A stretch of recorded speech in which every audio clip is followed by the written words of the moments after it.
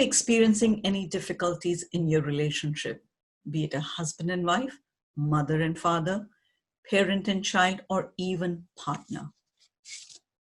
Do you find it difficult to talk to someone, in confidence to get help or support? If yes, then this is the show for you. Hi, welcome to Chit-Chat and Chai with Sangeeta.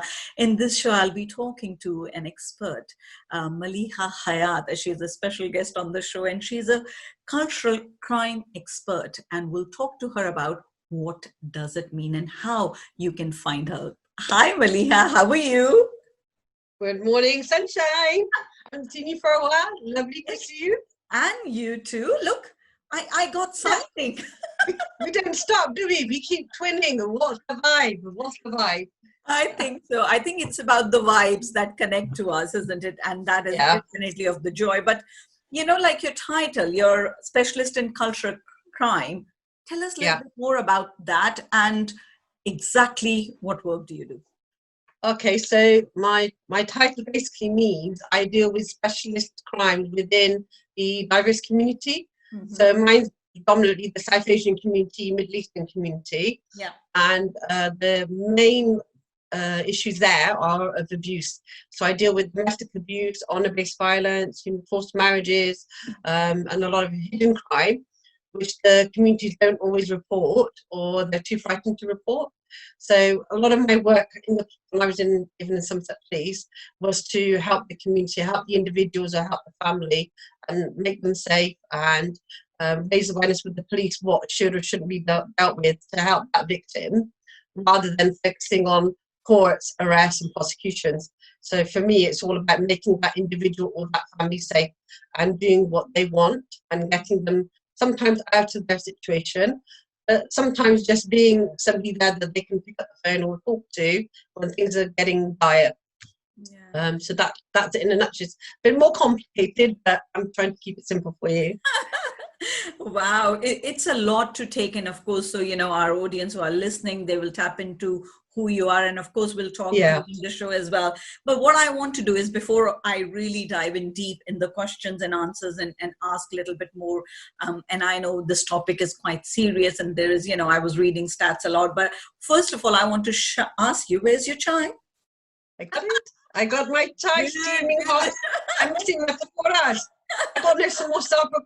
Oh God, yeah. Every time I drink chai, I was thinking, I wish somebody could make it because it's so much effort. Especially I know. In summertime and it's heating up, it's like I don't want to stand there and fry it. Oh my God. I know. Make it for me. I know. Well, maybe we can make it for each other. I'll curry it to you. You curry it to me. That's wonderful. That's wonderful. How do you take your chai? I like my tea strong. It's typical police officer tea. Strong, sweet. Yes. I don't like milky tea. Okay. And I love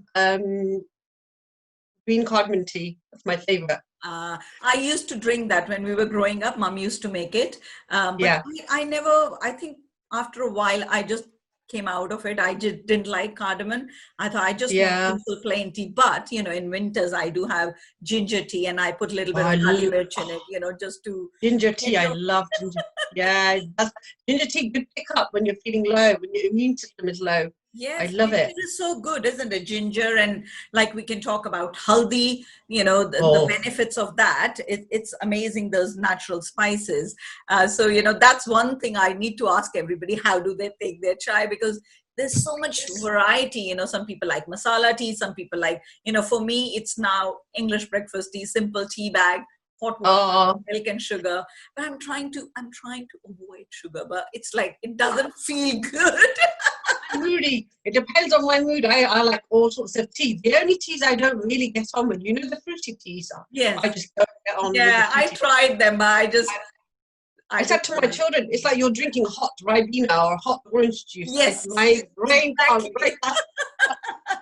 I'm naughty because I sometimes put salt in my tea. Oh, actually, we'll talk about that. Yeah, I think that's good for sore throats. That's good. No, I just put it because I feel like having a bit of salt in my tea. I'm a bit unusual. Wow, you are unusual. We'll talk about that. But you know what? Coming back to this topic about domestic violence and domestic abuse, it's very serious crime, and it's looking at the stats, latest stats in last year. The stats were recording by the government of UK and Wales, and they're Yeah, saying 5.7% of adults who actually go through that domestic violence because of domestic abuse, and yeah. 22.4 million adults suffer from it. It's a huge number. Massive number. And that, Sangeeta, take note, that's just the numbers of the ones that have reported. Wow. So don't forget, there's a lot of hidden abuse in the families. And, especially in the Asian community, because that's what I do a lot of work on, in the Middle Eastern community, Lebanese community, they keep that very closed within the home. So you're not aware of what's going on in that household. And in my experience, there's every few households, there's going to be somebody suffering abuse on many different levels. So it just, it can be grandparents, which nobody thinks about. It can be the mother, father. Grandparents suffer from abuse from children, grandchildren. Wow. They suffer blackmail as well as a result. So, example, the youngest person I dealt with for abuse was twin children, 4 years old. Can you imagine that? And then the oldest I helped was a 75-year-old lady, 75 years old. That tells you, the media is focusing on the young people more, the 16 to 25s, and then you get the ladies as well in the 30s, but nobody's looking at the elderly people, and more importantly, the disabled people. People with vulnerable conditions. So I could go on and on, but I don't want to depress everybody because we're in a happy mode. No, but again, and that's why the intention of this show is that we need to talk about these things, because they are so hidden, in our culture, in our society. Like you're saying, you pointed out rightly, I wouldn't even think about, like, our grandparents or elderly go through that, and of course as young as 4 years old children. I mean, it's a huge topic, and we will talk about it, different aspect of it. But I want to ask you, where does this stem from? Unfortunately, it comes from cultural identity. When I say cultural identity, I mean each household has their own set of rules, and it's traditional. So it's tradition for the man, the patriarchal person, to run the family, and then he wants to have it run a certain way. So the men are in charge of the women and the children, and they dictate how things should flow. And when you start to go against that, and usually it's because there's suffering going on, and this is boys as well, are getting forced or being told, oh, you're going to go to India or Pakistan and we're getting you married, so buck up. So when they start to rebel against that, that's when it starts to break down. But it's a lot of mixture between culture and tradition, and it's not religion. A lot of people get confused and think, oh, it's because they're Muslims, or they're Sikhs and they're really strict. No, it's to do with cultural tradition. Wow. It's two things that are going on there. So they're entrenched. So your parents would have had that system, that they would have never challenged the grandparents. So then your parents are obviously going to pass that on to you, and then you're going to, honestly, then you'll carry that on. Every generation, a lot of people have said to me, but Maliha, as the younger generation is coming forward, it should improve, because you see so much awareness in the media, so much out in the papers, that it's not true. In my experience, you have the one generation goes forward, and the next generation goes one step back. So you're constantly fighting this thing. Battle, isn't it? Yeah, and I don't think this is going to ever go away in my lifetime. I mean, I've been dealing with this 35 years now. Wow, 35 years. A smidget on one step forward. But yeah, I mean, a lot of people say, oh, Maliha, it's just an exaggeration, and it's not, because I deal with real life cases, and I've been so lucky, Sangeeta. I've dealt with people from right across the cultural divide. So you wouldn't believe it. I've dealt with English people.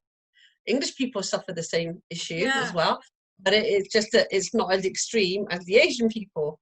So it has no colour, it has no religion, it has no culture. It is abuse. but predominantly I help South Asians. Yeah, I want to pick up on something you just said, that, you were talking about men as well. We wouldn't think that men suffer from that kind of abuse and things like that. And, Yeah, and in the context, what you said is like when they're young, they're forced. So where is yeah, the forced marriages and things like that? Do they come in the same category as well? yeah. Basically, a lot of confusion around arranged marriage and forced marriages. And I'll tell you something really shocking. A lot of young couple, when they get married, Yeah. and they say to you, "Oh no, I had an arranged marriage." So I say to them, "Well, tell me, how did this arranged marriage come along?" And they would say, "Oh well, my mom or my dad said, we've decided this girl is nice, this boy is nice, so you're going to marry this person." There's no, "What do you think? Go and meet them. How do you Do you feel?" have a It's, choice? Yes. yeah, it's literally you will. So that's the difference between arranged and forced. And when I've dealt with victims, as I said, male, female, and even elderly women, when I start talking to them saying, "Do you understand that you were actually in a forced marriage, not an arranged marriage?" Arranged marriages are brilliant. Yeah. I've got my parents are a product of that. I Yeah. have relatives, I know friends. Arranged marriages, when they work, Mine is arranged marriage. yeah, yeah. But sometimes where it goes wrong is where it's forced. Yeah. And that's where we need to separate the two. And I think the problem is with our society and our communities, we're a bit blinkered. And I'm so glad that you're raising this. I'm so glad you asked me to talk about this, because they don't want to talk about it. Yeah. And if you try to speak out, the community rushes around and they'll say, "Yes, yes, yes, we're dealing with it," but actually they're not. They're just trying to hide it and push it under the carpet. Oh, it's such a big topic, and I think as a Massive. human being, we are so used to, and I talk about it in my life coaching and my other lives when I do Yeah, as a life coach. Why is that? To stand up to people, be it our parents, be it our grandparents, it's so difficult because there is a belief that is ingrained in us, isn't it? It's that's like right. we are programmed, since we were very young, that this is how your life is going to be because you're born in our family, you follow that culture, you're born in that religion, and this is how everybody has done it. So who are you to step out of that? And to get Exactly. to get that shaking, to get that changing, we need to talk. Like, that's why I'm saying we need to talk about it. It's no good brushing it under the rug or just hiding away from it. And tell me about it. So many people, even if somebody comes to you about with domestic abuse or violence and things, are they ready to open up straight away, or does it take time for them to open up? Because standing up against their own people who actually you love, no matter Yeah. what's going on, it's pretty hard, isn't it? Well, in the media and in the police, they quite rightly say, "Come forward, we'll help you, speak out." But what they haven't prepared for is the guilt that that young person or even older person is going to Yeah. feel. So what you have to do is, when people come to me, I'm very different. Yeah. I talk to them. I do similar things like you do. Yeah. So I will give them, not therapy, but we will break things down, and I will say, "What do you want? What do you want? Tell me." And I will try and achieve that. And where a lot of people get uncomfortable with the victims is sometimes they go back. They'll come to you. They want to talk, and they don't trust you. And it can be worse for me because I'm Asian. Yeah. So they're like, "Well, how can we trust you, but we don't trust anybody else? Yeah. What is the difference between you and this organization or this person?" Because we know that things get talked about. And so initially, I have to build that up. And I talk about the people I help, I network them with other victims, and I tell them to go and research on me, because I'm out there on the public domain. And then they start talking, and it's really interesting because they say, "Oh, you're talking, how do you know that? How do you know I'm experiencing that?" And I said, "Because I've been doing this for a long time. Yeah. And, I've helped so many people." So I believe in not rushing them. Beautiful. Some organizations have a timeline, like 6 weeks, 12 weeks, and then they have to come back. So the way to deal with somebody who needs help is just be there for them. You know what you're always saying? Just be there, send them support, send them love, let them know you're there, and just wait for them to come to you. Sometimes they will open up, I had one lady, and I couldn't believe it. She was on my phone for 3 hours, and she was rambling a lot, poor thing, because she was getting it all out the first time. Yes. Somebody's actually listened to her, because she'd gone to various people and they were shutting her down. Or you have to leave then. If you stay in there, then we can't help you. You need to move. It's not about that. You need to nurture them. You need to build their confidence up and say, look, it's okay. And you know what? You can maybe make relationships back with your family once you've come out. You need to build that. But it isn't the end of it. It just depends on what level the threats are, what level the abuse is. Because some people I've dealt with where they are literally going to be killed. They will be killed. So I have to pull them out and then they're gone. And those people, either they will swim or they will sink, because the pull is the family. So, and we can't judge them and say, well, I'm not helping you again because you went back. You know, you have to be there. When their time is right, they will come out themselves. They just need to know that people are there and they're not being judged. And it's very easy, Sangeeta, isn't it, to say, oh, well, all you have to do is pack your bag and walk away. You don't need to call them. You don't need to listen. It's not like that. It's not you know, in the Asian culture, it's embedded in our brain. Even before, listen, when we're in our mother's womb, we're already getting that culture coming down to us in the womb, isn't it? Yeah. We're already programmed. Exactly. So you can't just suddenly switch off. So yeah, I never have the expectation of anybody opening up straight away or leaving. And I will tell people, if you go back, it's okay. It's okay to go back, but let's make you safe. And then sometimes I've had people I've been working with for 5 years. Yeah. Can you believe it? 5 years. And I know where there's been situations where officers who've dealt with them have said, we're fed up. What's the point? We're putting all this resource and energy in, and then the person goes back. And I said, you have to be patient with them, and they need to do it in their time. That's the important thing. You know what analogy is just coming to me, what you explained so beautifully. And I think that's why you do what you do. You've been doing it for so many years because you have the patience, you have that empathy, you understand where they're coming from. It's not like 6 weeks job done, then you move on. You know, life, that's right. Doesn't happen like that. The analogy I tell my clients is like, when a child starts to walk, it doesn't run a mile straight away. It step, it falls, it gets up. You never say, a parent never say to a child, don't ever walk again because you have fallen and you have cried and you got hurt. The parent doesn't say, here, hold my finger. It says, hey, you can do it. You have done that. Slowly, that child learned to walk and run before you even know it. So I see your work like that. I see my, my therapy like that as well, because it's like a spiral, isn't it? So you go, somebody comes out. But what you said is so beautifully, sometimes and again, it's like if 30 years of programming, 30 years of being a certain way, in 3 days, you're not going to change. No. You're not going to say, oh, just because Maliha is saying, I'm going to do, let me walk out. You need strength, you need to work out. So how important it is, your work is to continuous support. I absolutely love it. Another thing, in our culture, again, like you're saying about guilt, what about the pain that people are going through it? How do you help them to resolve that? Is there any other services like you support with? Do we have like in police services, do they support that kind of pain to soothe or anything, or how do you handle that? There are limited services, and this is where the frustration is, because they have a timeline. They have only a certain period of time that they can do that for you.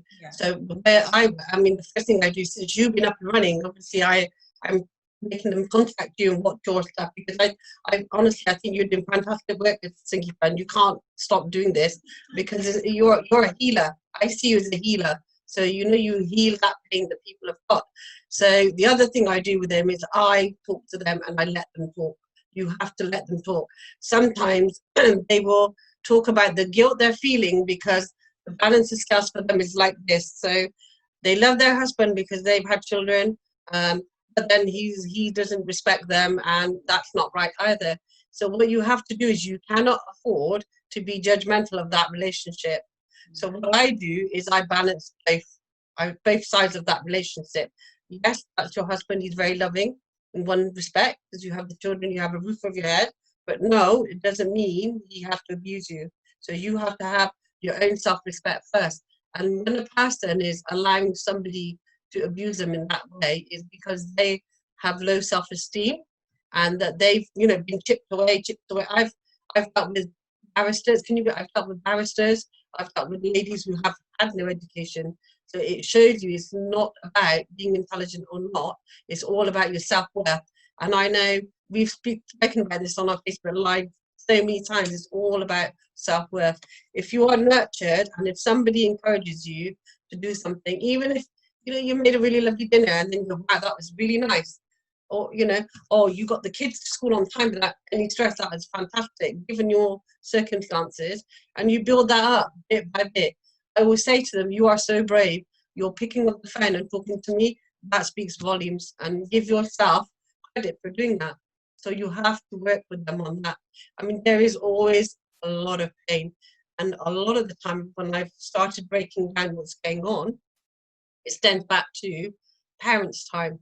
It stems back to, you know, we could talk about a whole other side of things, that the boys versus the girls. So what the girls are not given much expectation, but the boys get to have freedom and do more or less what they want. So it all goes back to that, and it's unpicking the thought, and then picking the, you know, that's fine, but in reality, this is what it should be. And you know, I love your analogy about the baby, but the thing is, Sangeeta, when you're dealing with adults, they are judged as adults and they're expected to behave as adults. So they will say, oh, this happened to a 40-year-old young man I helped. He fled from violence. Yeah. And I'm not going to tell you areas and that, but he went to a police station, okay, and it was quite extreme for him. And I was flabbergasted. They turned around and said to him, and this is the safeguarding unit, well, you're a grown man. You need to man up. Can you believe it? The man he's a victim of abuse, and you know, for men, it's even harder for them to come out. So he's taken the courage to do that, and then he's being told, well, you need to man up. And that, when I spoke to him, they didn't even check. He's got a history of suicidal and depression. So can you imagine the work I have to do with him? And I'm so thankful now. He's flying. He's got a successful career. Even I was shocked. I mean, he's flying high. He's gone beyond me. But that's what makes me think I have to help that person, because I can see they're going to come through this pain. They're going to come through this hurt. They just need love, and they just need confidence instilled in them.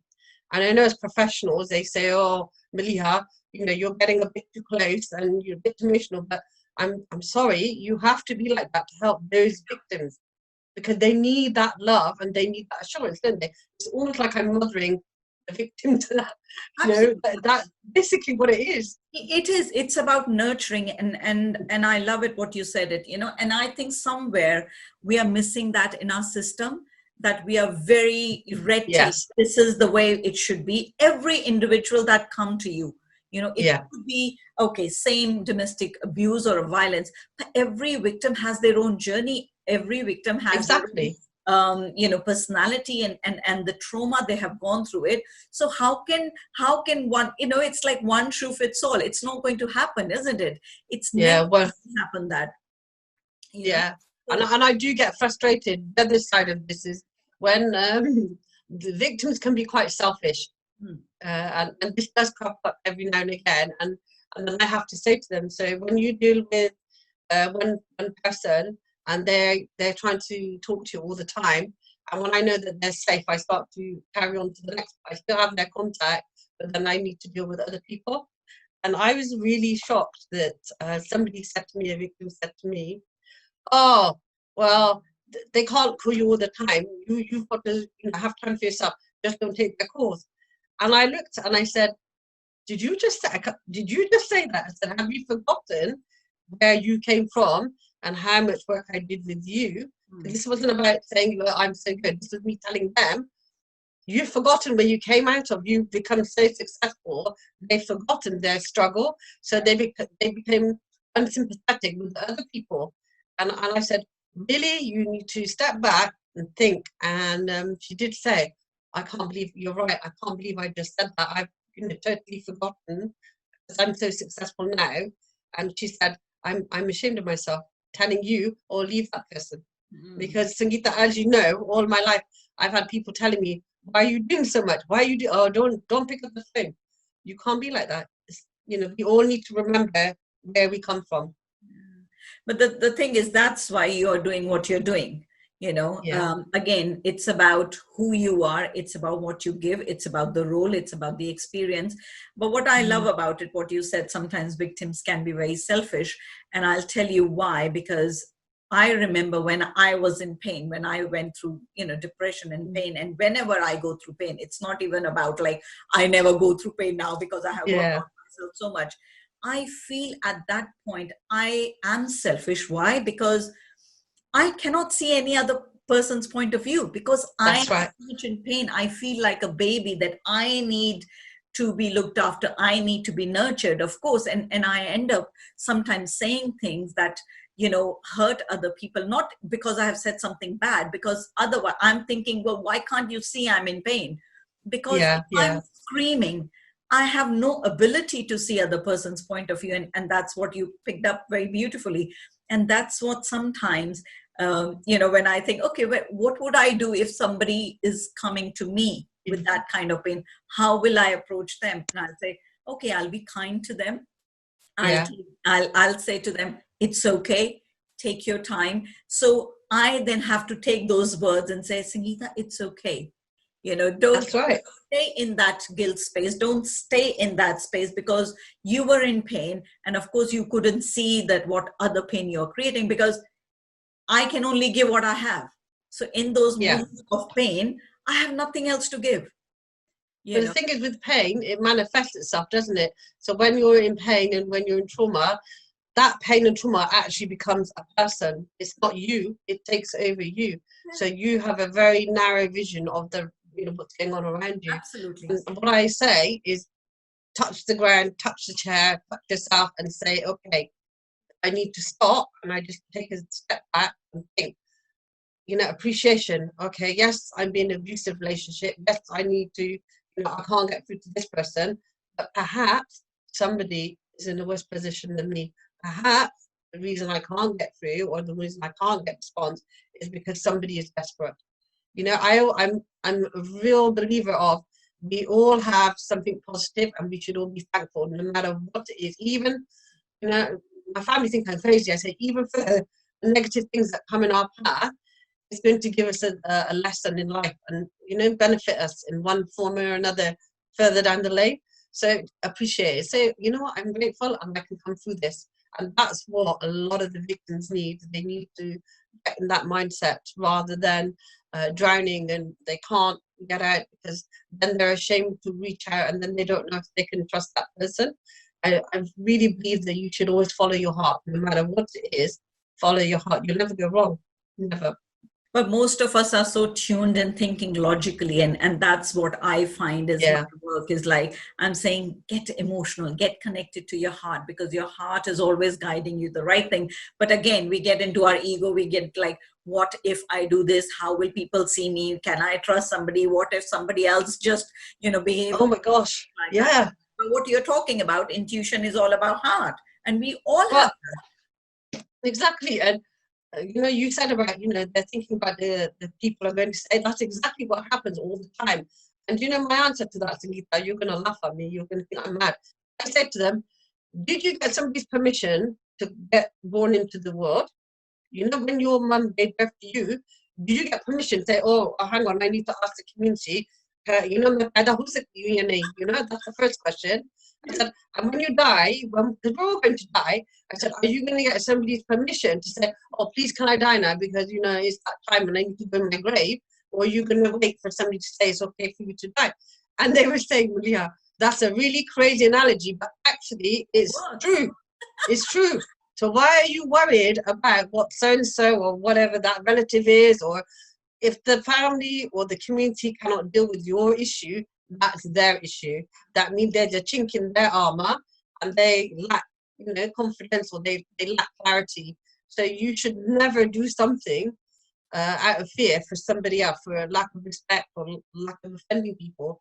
Because, if we all thought like that, I probably offended the whole world by now. Yeah, yeah. But I don't care because I'm true to myself.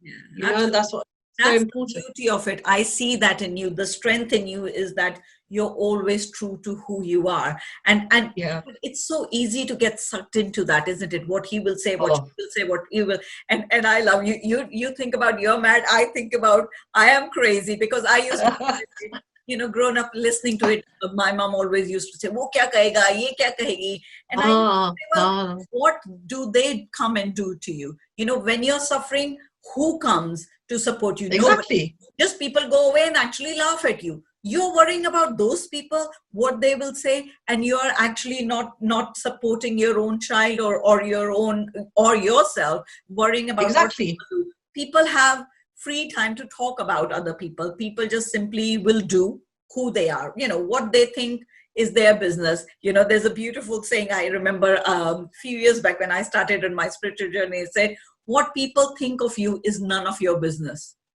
They will always think of who they are. If I'm a mean that's person, no really, matter what people are doing, I'm going to think I'll find something mean about it. yeah, of course. I'm a loving person, no matter how, even if people are falling, if people are hurt, if people are in pain, even people when we see don't stand up for themselves or ask for support, we will still create those loving Exactly. for them. So it's about who you are. That's all you need to worry about, and get connected to your instincts, isn't it? Exactly. And it's so simple, isn't it? I mean, I've helped criminals. I should be saying this, but I have, because I look at the human being. Yeah. What's going on around you is not for me to judge. If somebody's in pain, and I will help them, I will reach out, and either they will come through that pain and stay away, or they will go back to it after a little while, which is fine, isn't it? Who are we to judge them? So I believe if somebody reaches out for help, if you have the capacity and you're genuine to help them, then help them. Because I have known people to get help and then to be dropped halfway. First it's all like a big thing, like, oh, I can help you, don't go here, don't go there, and trust me. So the poor victim is trying to get their life on track. And I'm telling you, Sangeeta, it is really intense. If you think how you cope with your own life and your own stresses, and then here I'm responsible for somebody else's, the pressure is immense. But it takes a person of strength to do that, and not many people do that, and it's sad, because at the end of the day, we're all human beings. If I'm helping somebody, I'd like to think that if my children or members of my family or somebody I love, even like if it's you, needed help and you reached out, that somebody would be doing the same for you. Yeah. But it's sad, isn't it? This society doesn't think like that. It's sad we all don't think like that, and that's why there is certain members, or few human beings who are doing that kind of work again. As it needs strength, you need courage, and it's not that we were born with it, but it comes with it. Every time we fall, we get up, we get that like little strength added to it. As I always used to say to you, every challenge that is coming our way has come with a gift. It's wrapped in pain. It's wrapped in that kind of, challenge. But when you open that, when you go through it, there's a huge gift of courage, gift of confidence, gift of love. But again, we all need somebody to help us, to support in that journey, because, we all feel lonely at times, and lonely is one of the... course. And that's why I'm talking about these things. So people who are suffering or who want somebody who can talk to, they can reach out to you, because you're doing incredible job, and people want healing and they want to get over that pain. They can always come to me. And on this channel, I'm talking to so many different experts. It's about self-image. It's about talking about even money, how to manage your money. It's about mindfulness. It's about energy. But I want to start this conversation. Because not everybody will be suffering from domestic abuse or violence. Somebody could be just, everything is said, but they get stressed a lot. They get angry a lot. How to manage that? But Maliha, how important it is, especially for us Asian people, to come out and say, actually, it's enough. I don't want to take that anymore. I don't want to stay in those barriers of what is given to me by our parents or by our culture or by our society and what they expect. How important it is for us to just break out from those barriers to have a good life, because we all deserve it. It is so important, Sangeeta. And I think the reason why people don't do it is the fear of losing culture, losing traditional, losing identity, because they say, oh, you become too westernized and this is part of our culture. And it is not. It's because your parents have had that forced on them. Yeah. And it's very subtle, because sometimes it is very subtle. It's not, right, you're going to marry. It's just, oh, meet this person, right, we fix a date. So what you need to do, the older generation and the younger generation need to have dialogue. And there isn't what I call dialogue. And when I say dialogue, I don't mean, oh, hi, Mum, are you okay? Mum, I'm not happy about this. I mean, sit down, ask your parents, what was it like for you when you got married? What happened to you when you were getting married? And then get them to understand where you're coming from, say, in this generation. We would like to have the choice. Would you have liked to have the choice? I'm sure when you were getting married, and I know the older generation, if they really were honest with them, a lot of them would say, and it's both husband and wife, oh, if I had the choice, I would have married somebody else, or I would have liked to have the opportunity to, marry somebody else. And it's so having that dialogue and then saying, we're proud of our heritage, we're proud of our culture. It's not about changing that, it's about changing the mindset. So we can only do that when everybody gets on board. And for me, the key players are community leaders, the people in, high positions that people look up to. Those are the people that need to start speaking out and advocate that this is not good. It's not good for our future generations. We have, it's sad, we have more chances of losing our culture and tradition because we don't talk and we don't explain, because then the natural reaction is to run. And some people will abandon their religion. Some people will say to me, I don't want to do that. I was forced into to do this. But it's not. It's to do with the tradition and culture. So we need a lot of open and honest dialogue with the right people. That's what I mean. There are some really good world religious leaders now who are starting to advocate, which is a brilliant start.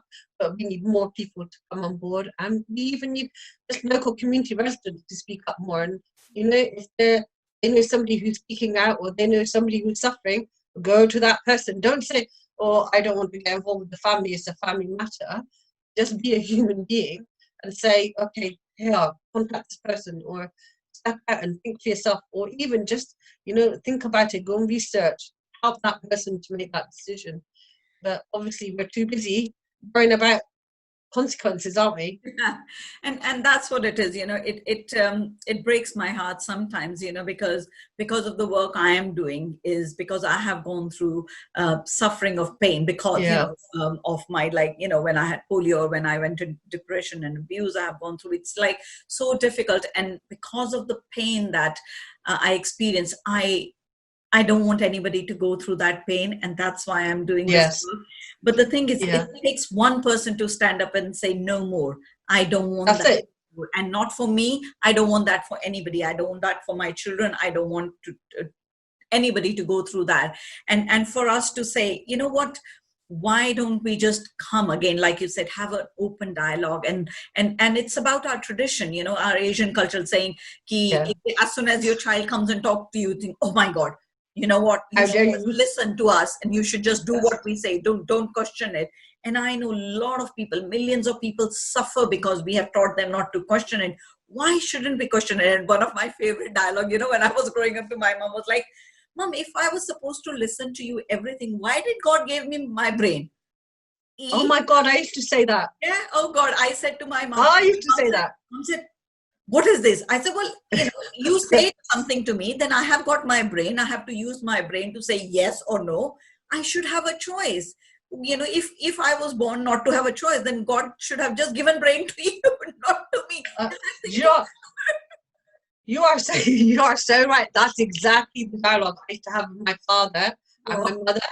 And then they never had a response. They said, you know what, if God wanted us to be in a certain way, why would he give us brains? Why would he give us eyes and hands? We would just kindly do whatever, he's going to wind us up and put us on that path. And then my parents would always say, oh, you're being rude now. You don't know what you're saying. So I used to think, okay, I'm not going to win this argument. We're twin sister for a reason. Yeah, exactly. Dialogues. So But you see, that's what we need to change. And the older generations, to be honest, they don't really know why they follow that path either. You know what? Because I think there's misconstrued that when a child questions you, a parent think it's not Rude. respecting me. It's Yeah. rude. That's something we Rude. need to change. No, the child is asking a question because child is inquisitive. Child wants to know more. Child wants to do, why did you do what you did? And Yeah. why doesn't it feel right for me to do it? I mean, I think everybody has that right to say, hey, actually, it might be right for you, mom, but it might not be right for me. I don't feel it right. So yes, I am respecting you and I'm loving you, and whatever choices you made is the result you got, but I want different result. And I want to do something different. Is as simple as you choose, mine is yellow color, which is favorite, and yours is red. Who am I to say that your choice is wrong? Yes. Well, you know the answer to that, don't you? Well, our parents, lovely, bless our parents, they'll always say, we know better than you. You just been born today. We've been here for 30 years. That's it. So Dad and my father will doing it. So how dare you question me? Yeah, absolutely. This is the mindset. We need to change that. That we need to change. But the beginning of change of mindset is about allowing people to question, Give them a safe space. To have that conversation and saying, it's okay, I respect. And you know what I find sometimes in our generation, our culture is like, and I used to say to a lot of parents, when parents come to me and they said, what, my child is like rebelling and don't listen to me, and we want them to follow this. I said, okay, why there's a problem? Because you're rejecting your child's behavior and their attitude or their beliefs, and you're saying you're wrong, and guess what, going to come back to you? The child is saying you're wrong. How about you open those channels and say, okay, let me hear you out. You might be right. Yeah. So there's a flow happening. And guess what? The child will say, let me hear you out. You might be right. And you will be able to have that dialogue. That's what's important. I feel when we reject somebody and says, no, you're wrong, there's a blockage in our heart. We are not allowing that love to flow. And you know what? Sometimes I have found in my life, I might be wrong and I will learn something from my child. But when I have that openness with my child, the openness, the dialogue, quite often, actually, because you're giving them space to listen, to open up, they end up listening to you. They might not admit it there and then, but after 2 days, you might find out actually they took on board what you said. But this is it. This is it. You're absolutely right, because open dialogue. Yeah. And I think with the issue with the parents, and even when you're brilliant parent, I mean, I've done it, where I've got frustrated with my son and I say, no, that's it. I'm telling you, this is what's going to happen. Yeah. And then they will clash with you. So we have to learn to nurture our children. It doesn't matter what their age is. Yeah. We should allow them to speak up, and they will do it in such a respectful manner. They're not going to offend you, okay? Because you've come from a different culture back in your generation. This is the modern generation where they're all asking questions. They're inquisitive. They're curious. They want to know, don't they? So you have to allow that to happen. And you can't say, no, you are wrong, and that's the end of the discussion. Tell them why you think they're wrong. Give your reason. Explain. Of course. Give exactly. Your reason with love, I always say. And the sad thing is, because we don't do that with our children, there are so many issues with young generation today. So many issues, so many things that are going wrong. And that is the core reason, is because there's no dialogue. Yeah. Or there's one-sided dialogue. That's something you answered very beautifully. Where does it stem from? Maybe because we don't have open dialogue. We are telling other people they are wrong and I'm right. Again, the analogy of, a pound coin I always give, that you're seeing heads and I'm seeing tail, and you're stuck in your, thing, but you're right and I'm right. Unless one person has the flexibility to go around and see the other person's point of view and say, well, actually you're right and I'm right as well. How do we start this dialogue? How do we compromise? How do we come to a place of taking action from love? So thank you so much, Maliha. We're coming up to the end of our show, but there is fun element still there. Yay! But we will song for you, please. Sangeeta sings. I have a song request. In a minute. First, you have to do something for me, and then it will come. But we'll talk in other programs about of course, how to open this dialogue and how we can help and benefit the community as well.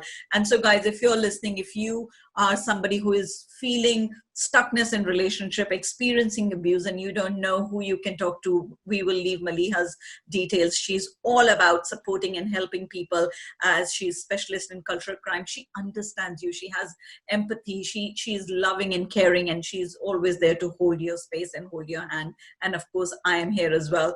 So make sure you send us comments. And I know if you don't want to send us on YouTube, there'll be a email address of Maliha and me. You can always send us that and we'll reach out to you for help. But remember, there's a beautiful quote I got and I wanted to read it. This is so apt for this program. It says, in order to love who you are, you cannot hate the experiences that shaped you. So whatever is going on in your life, make sure that, don't hate those experiences. But before we end the show, guess what? There is a fun question. Rapid fire round. So are you ready? Oh my goodness. Go on. Right. Go for it. Okay. What one thing that you love about yourself? Empathy. I love human beings. Sending you love for that already. What's the first thing that you do in the morning? First thing I do in the morning is I sit up on my bed and I thank God that I've woken up to another day. That's what I literally do. I take a few minutes for myself and thank God and look over to my husband and thank God for my husband beside me. That's beautiful. Life is very precious to me. Okay. Which is your favorite song that you keep singing and why? So tell us the song first. Namu Chupa Ke Jio from Hamraj, black and white. Sunil Dutt, Yes. Raj Kumar. I love it. I sing it all the time in my head. What song? What about that song that you love? Because it sums up what I try to do for people. Don't hide away from things that are getting you down. Yeah. Lift your head up, be proud, be confident, and face it head on, and you'll come through. I love it. You cannot get a line that describes me in that song. That is my song. That sums you up. That sums me up. Yeah. No matter what comes your way, lift your head up and be strong and face it head on. You'll come out. How beautiful. Okay, come on then, the song for me. What were you thinking? That's what you're going to sing. It's the same song. Do you know that's what I want you to sing? Okay. Because all our listeners out there, this will empower them as well. I'll try 2 lines. Go on then. Namu chupa ke jiyo. No? What is the word? Yeah. Namu chupa ke jiyo, na nazar jhuka ke jiyo. Na sar jhuka ke jiyo, isn't it? Yeah. Namu chupa ke jiyo aur na sar jhuka ke jiyo. Wow. Namu chupa ke jiyo aur na sar jhuka ke jiyo. गमों का दौर भी आए तो मुस्कुरा के जियो, छुपा के जियो और न सर झुका के जियो. Thank you so much. Love you. That's my tagline. Amazing. Thank you, Maliha, for being part of this show. Amazing show. And remember, guys, as I said, sometimes life gets us down. Sometimes we all go through challenges. You know what? But it is for our own growth. It is for our own, worth. We grow as human beings because we go through challenges and pain. And just remember, life is all about learning, integrating, flowing, and expanding. So whatever is going on, as this beautiful song says, keep smiling and take care of yourselves till we connect next time. Take care. Thank you for having me, Sangeeta. Thank you for having me. I appreciate that. Bye. Bye-bye. Bye.